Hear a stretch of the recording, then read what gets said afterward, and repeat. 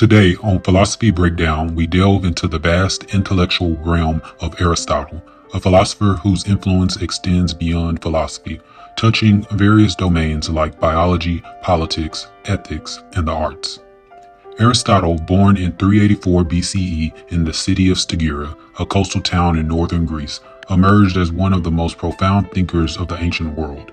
His early life was deeply influenced by the medical profession, given that his father, Nicomachus, was the personal physician to King Amyntas of Macedon.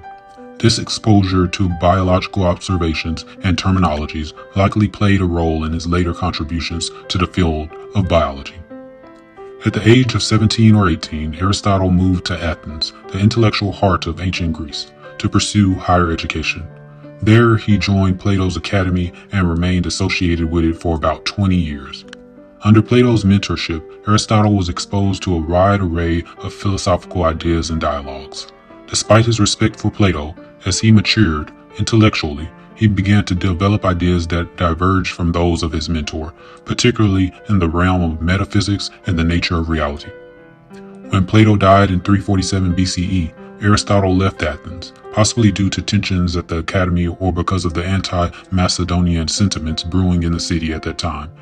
He then spent time in the court of Hermias, ruler of Atarneus in Asia Minor, where he even married the ruler's niece, Pythias. A pivotal point in Aristotle's life came when he was invited to tutor the young Alexander, who would later be known as Alexander the Great.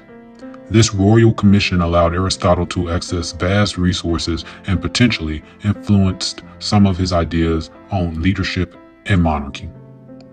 After his tutoring period, Aristotle returned to Athens and established his own school, the Lyceum.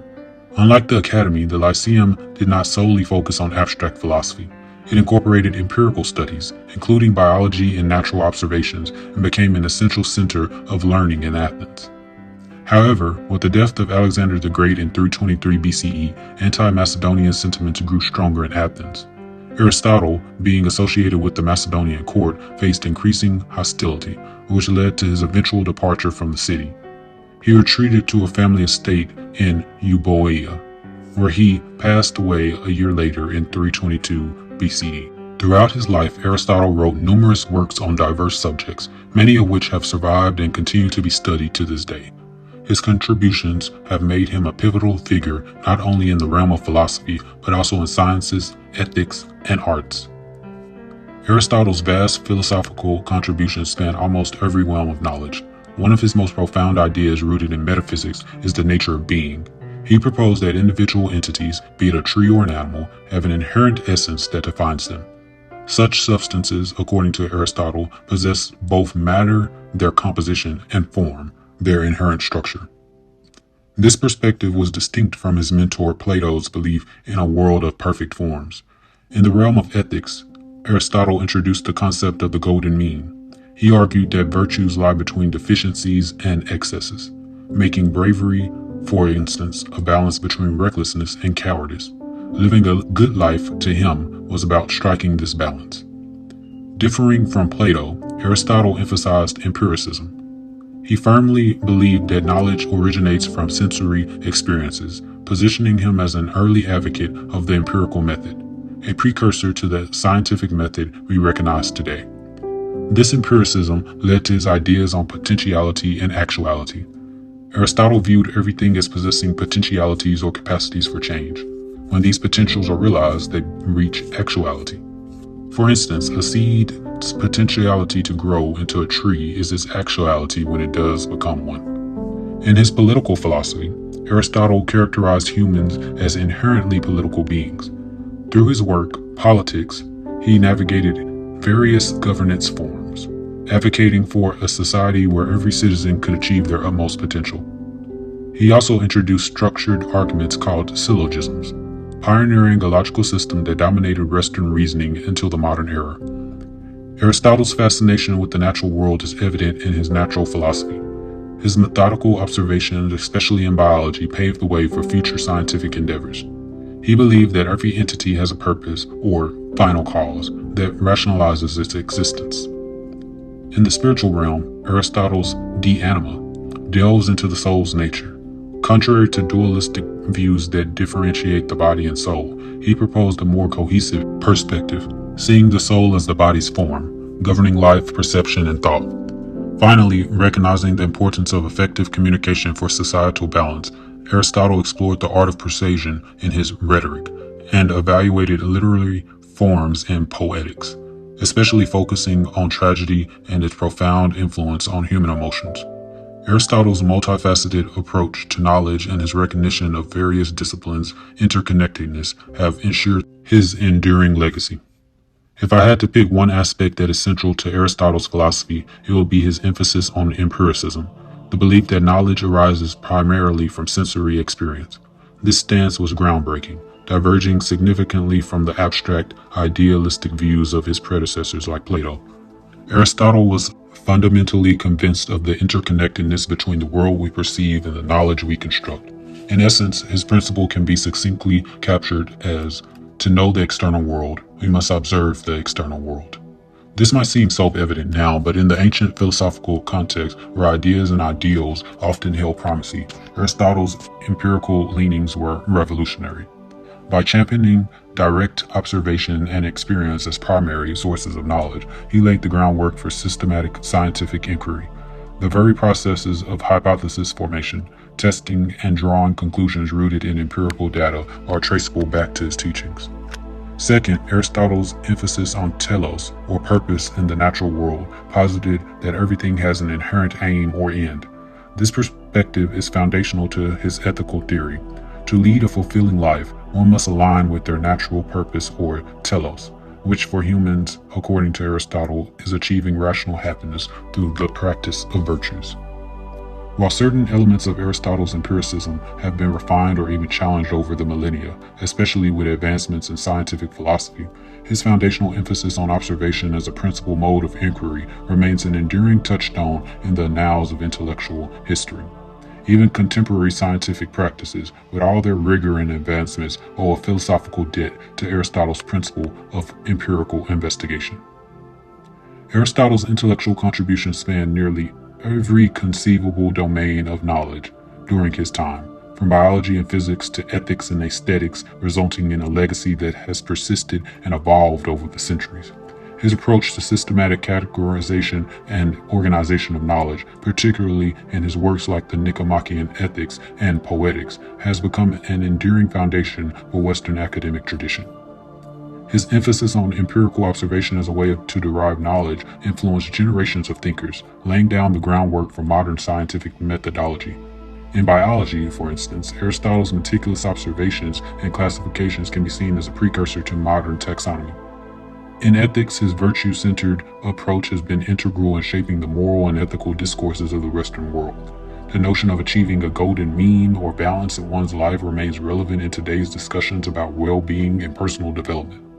Furthermore, Aristotle's impact wasn't just limited to the West. Through translations and scholarly interactions, his works made their way to the Islamic world during the Middle Ages, where they were studied, commented upon, and integrated into various disciplines by Islamic scholars. This cross-cultural exchange played a pivotal role in preserving and propagating Aristotelian thought, which later found its way back to Europe during the Renaissance. The Renaissance itself saw a revival of Aristotelian thought, particularly in the realm of art and literature.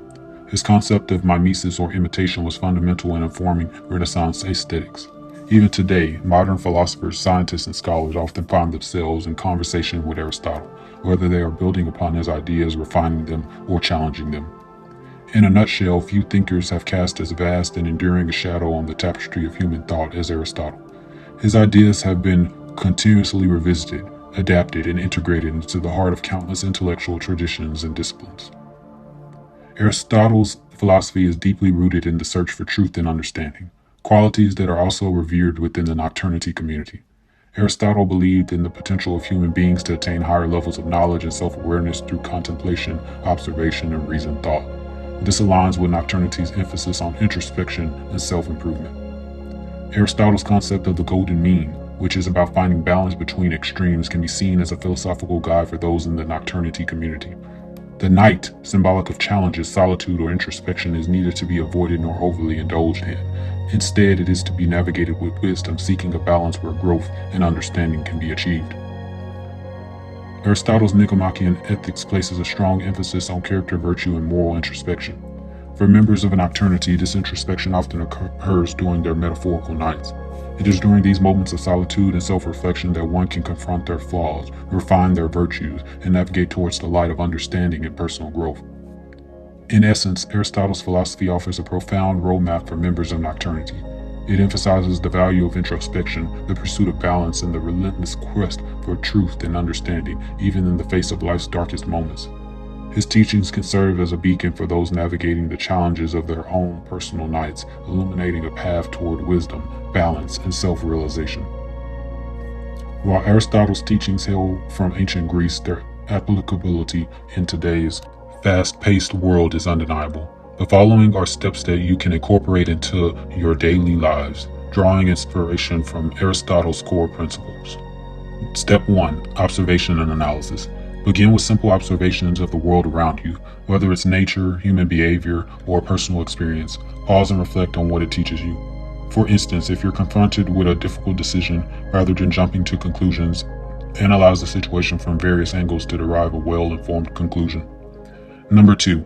Pursue the golden mean. In a world of extremes, strive for balance. If you find yourself overindulging in work, technology, or any other activity, remind yourself of Aristotle's golden mean. Seek moderation in all things, whether it's work-life balance, social media usage, or personal relationships. Step 3. Continuous learning. Invest in education and self-improvement. Attend workshops, read books, or take online courses. Remember that, for Aristotle, true happiness was closely linked to personal growth and understanding. Step 4. Cultivate virtue through habit. Recognize that virtues aren't just inborn traits but can be developed through repetition and practice. If you wish to become more patient, for example, actively seek out situations where patience is required and practice it. Step 5. Engage in reflective conversations. Find a friend or a group where you can have deep philosophical conversations. Discussing life's big questions can provide clarity and new perspectives, much like Aristotle's Lyceum discussions. Step 6. Embrace life's nights. Understand that every challenging phase in life offers an opportunity for growth. Instead of avoiding problems or hardships, confront them with courage and wisdom, drawing inspiration from the nocturnity philosophy. The final step. Practice teleology. Start with the end in mind. Whenever embarking on a new project or setting a personal goal, consider its ultimate purpose. This will not only provide clarity but also ensure that your efforts align with your larger objectives. Incorporating these steps, inspired by Aristotle, into our modern lives can lead to a deeper understanding of the self and the world, fostering a life of balance, purpose, and meaningful happiness. As we wrap up our journey through Aristotle's vast intellectual landscape, it's clear that his teachings, over 2 millennia old, still resonate with our modern quest for purpose, balance, and understanding. Until our next philosophy breakdown, keep questioning, keep learning.